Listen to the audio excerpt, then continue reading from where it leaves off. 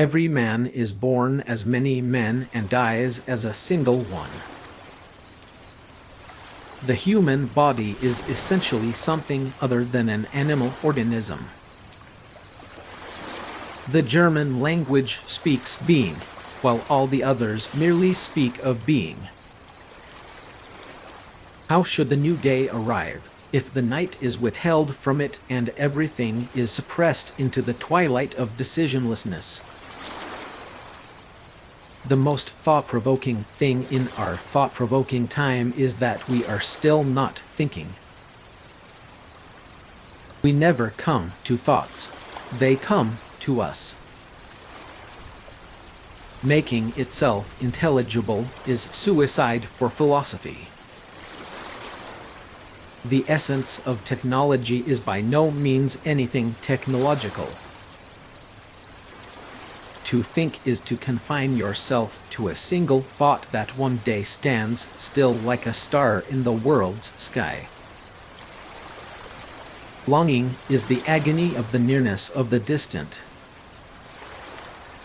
Agriculture is now a motorized food industry, the same thing in its essence as the production of corpses in the gas chambers and the extermination camps, the same thing as blockades and the reduction of countries to famine, the same thing as the manufacture of hydrogen bombs. All the poems of the poet who has entered into his poethood are poems of homecoming. Every one is the other, and no one is himself. Time-space, as commonly understood, in the sense of the distance measured between two time points, is the result of time calculation. The possible ranks higher than the actual. Temporality temporalizes as a future which makes present in the process of having been. The will to mastery becomes all the more urgent the more technology threatens to slip from human control. In Nietzsche's view, nihilism is not a Weltanschauung that occurs at some time and place or another. It is rather the basic character of what happens in Occidental history. Mere anxiety is the source of everything. Nevertheless, the ultimate business of philosophy is to preserve the force of the most elemental words in which Dasein expresses itself, and to keep the common understanding from leveling them off to that unintelligibility which functions in turn as a source of pseudo-problems. All questions that do justice to the subject are themselves bridges to their own answering. To dwell is to garden. So long as we represent technology as an instrument, we remain held fast in the will to master it.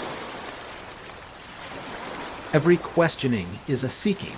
Every seeking takes its direction beforehand from what is sought. Questioning is a knowing search for beings in their thatness and whatness.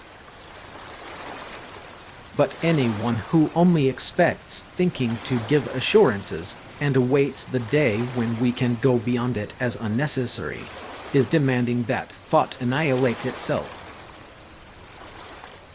I dwell, you dwell. The way in which you are and I am, the manner in which we humans are on the earth, is Buin, dwelling. To be a human being means to be on the earth as a mortal. It means to dwell. He who never says anything cannot keep silent at any given moment. The essence of truth reveals itself as freedom. A person is neither a thing nor a process, but an opening through which the absolute can manifest. Humans act as though we were the creators and masters of language, while in fact language remains the master of us. Perhaps it is, before all else, humankind's distortion of this relation of dominance that drives our nature into alienation. Everything has always already been said, And yet this same possesses, as its inner truth, the inexhaustible wealth of what is on every day as if that day were its first. Why is love rich beyond all other possible human experiences and a sweet burden to those seized in its grasp? Because we become what we love and yet remain ourselves. Being and time determine each other reciprocally, but in such a manner that neither can the former, being, be addressed as something temporal, nor can the latter, time, be addressed as a being. The African Sahara is only one kind of wasteland. The devastation of the earth can easily go hand in hand with a guaranteed supreme living standard for man, and just as easily with the organized establishment of a uniform state of happiness for all men. I know that everything essential and great originated from the fact that a human being had a homeland and was rooted in tradition. The relationship between man and space is none other than dwelling, strictly thought and spoken. From our human experience and history, at least as far as I am informed, I know that everything essential and great has only emerged when human beings had a home and were rooted in a tradition. Today's literature is, for instance, largely destructive. Time is not our thing, thus nothing which is, and yet it remains constant in its passing away without being something temporal like the beings in time.